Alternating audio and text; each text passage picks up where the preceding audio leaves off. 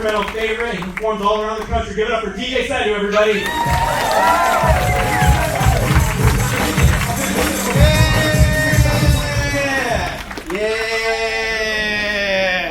Yeah, stop looking for emergency exits, you're safe.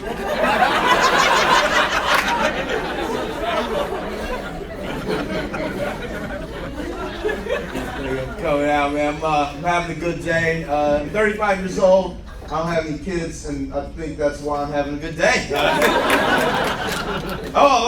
love not having kids. I never wanted. Here's the thing, man. I shouldn't have children. I know that about myself. I shouldn't have kids. And the thing is, I don't have that paternal instinct. You know what I mean? Like, I don't have that. Like, I can't tell the difference between the sound of children having fun and children in grave danger. Right? If you don't believe me, do this. The next time you see kids playing, listen. Listen to that noise, let it register in your head, and then go to the mall and steal one. Same noise. It's the exact same. Wow! This is so fun. I've never wanted children, man. That's the thing. I've never wanted kids, and up until recently. Okay, now I really want kids. What happened is recently I was watching my nephew. I was babysitting my nephew. I wasn't in the bushes watching. I'm allowed to be around my nephew. I was babysitting my nephew. He's 8 years old. He just started on a dance team. He was like, Uncle DJ, can I show you my dance moves? I was like, absolutely, man. I would love to see a dance move. So he danced for me. Well, he didn't like dance for me, but like I'm not on a weird website, okay? 8 years old, man, just started to show me his dance moves, and never have I wanted children up until this moment. Because I can't tell you how awesome it felt, how much joy it filled me with. To look him in the face and tell him, wow, man, you freaking suck at dancing. Oh, you're terrible. I'm just saying, if I have a little kid, I can ruin his day every day. I should have kids. I can't wait to have kids. 35, man. I love getting older. I love getting older, man, because things change for the better as you get older, right? Like your bragging changes as you get older, right? You never stop bragging, you just brag different, right? Like when I was in my 20s, the way I bragged was, yo, you should have been there, it was wild, we were around till 5 a.m. Right now in my 30s, the way I brag is more like, yo, I was in bed by 9.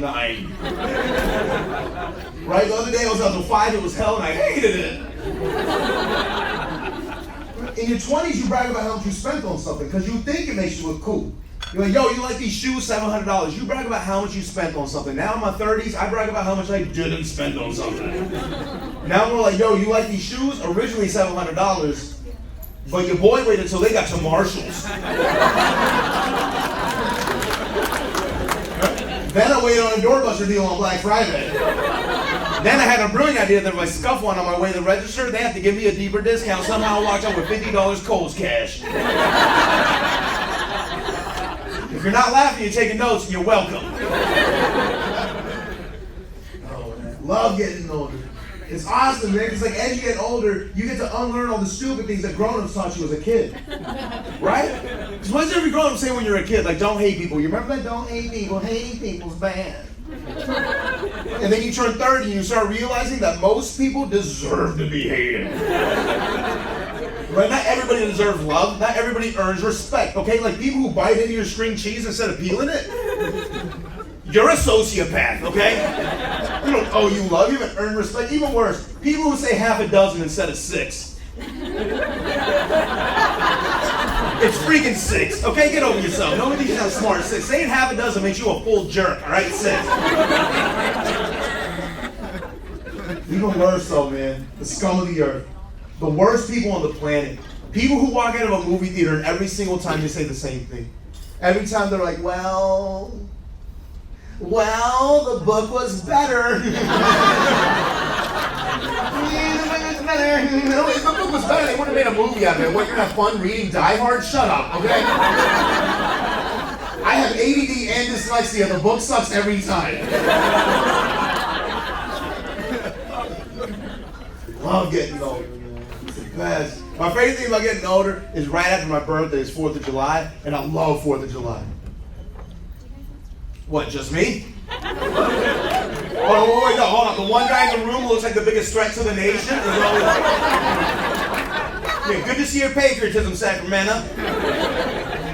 I love 4th, because 4th of July is the official beginning of fun holidays, right? 4th of July to New Year's, it's all 4th of July, that's the one day of the year where I'm allowed to blow stuff up. Back home we call it practice. Right? And New Year's is the only day where I'm allowed to count down from 10 in public. Well, you want to do a dry run? 10, 9, 8, no one's happy right now. Right? But then after New Year's, it's all terrible holidays, right? Like, I don't care about your feelings, Easter sucks. Easter is a horrible holiday. Because how do we get to Easter? What's the lead-in for Easter? Lent? Well, yuck. I'm sorry, you guys seem a little confused over there. If you don't know what Lent is a magical time of year. Where people temporarily give something up to try to trick Jesus into thinking they're good people year long. Right? Isn't that Lent? It's never anything good. It's never drug, sex, or alcohol. It's only something stupid like Laffy Taffy. You lazy ass, he's watching you. Right, then it turns into Easter, and I don't like Easter, because here's the thing. I grew up in a little town called Elk Grove, California, okay? Yeah, I'm from Elk Grove, California. In 1989, there were no Indian people in Elk Grove. I know it's hard to believe because it looks like Bombay now, right? But in 89, everyone thought it was just this weird-looking Mexican kid. And the whole town was like, why does that Mexican have so much eyebrow? Is that a chupacabra? But we celebrated. We celebrated Easter because my parents didn't want me to feel weird when I got to school, so we celebrated Easter. The problem is we got a very immigrant Cliff Notes version of Easter. So all my parents knew was they had to hide something in the backyard, and I got to go find it. So my Easter was spent with my siblings and I foraging the backyard for breakfast cereal wrapped in aluminum foil. I hate Easter. You understand how weird it was when I got to school? My friend was like, hey, what do you do with your Easter money? I was like, what? White people get money? Well, I spent my afternoon fishing for corn pops out of a drain pipe. Like, very different day for me. But it's not even that my parents didn't understand Easter. That wasn't the problem. The problem is we were poor, and I didn't know that. Yeah, I found out that we were poor because of the tooth fairy.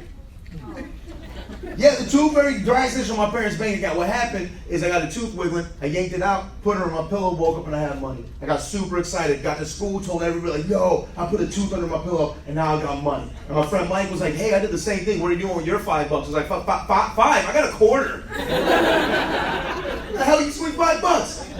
Right? And then when I went home and asked my parents, why does Mike get $5 and I only get 25 cents? Instead of telling me the truth, my parents lied to me and they're like, well, Tooth Fairy's racist.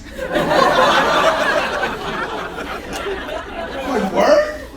So I'm just this little kid thinking that there's this racist mythological creature roaming the sheets. I'm out there protesting like, brown teeth matter! Brown teeth matter!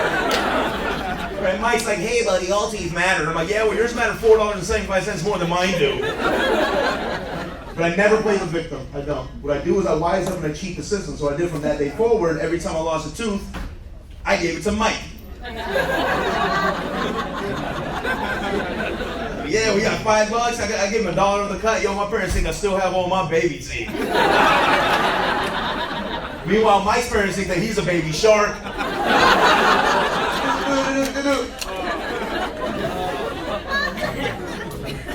It's cool. It's cool being back home. It's awesome, man. I've been traveling a lot for comedy. Like last year, I got to go to England to do shows. It was dope. So I was in England during the Men's World Cup. You know, the World Cup that used to matter. I was in a bar in downtown London while England was playing against Croatia, and England lost. Oh. Yeah, and the country was shattered. Yo, me personally cannot contain my excitement. So I can't even begin to tell you guys, as an Indian man, nothing makes me happier than sad British people. I'm not over it, I don't have to be. It was cool though, because like on my flight back from England, I found out who my favorite person on an airplane is. And I got a long list of people I hate. Finally found the one I love the most. You hate this person, but to me, best person on an airplane. Babies. Oh, I love a baby on an airplane. Because as soon as a baby gets on an airplane, all of the attention is finally off of me. You guys are facing me, you know that, right? When I'm getting on the plane, you look in my direction because you don't hide it at all. Right? As soon as this beard flows through that door, all of your faces change like, oh no. Like, please, not today. And then that baby gets on, you're like, you know what, I hope he does blow this up. I don't want to be here anymore. I'm like, baby, high five. Flying's hard for me. It is, for obvious reasons. It should be. Because here's the thing, like, I don't make it easy on myself. I don't. Because I like to play games with people who don't know I'm playing games with them, you understand? Like this is my new game I like to play at airports. I like to see how far away from my luggage I can get before people get uncomfortable. That's why the next time I get on a plane, I'm just gonna hold the baby, then you don't know who to hate more. Checkmate, I win. Hey, that's super fun. Thank you so much.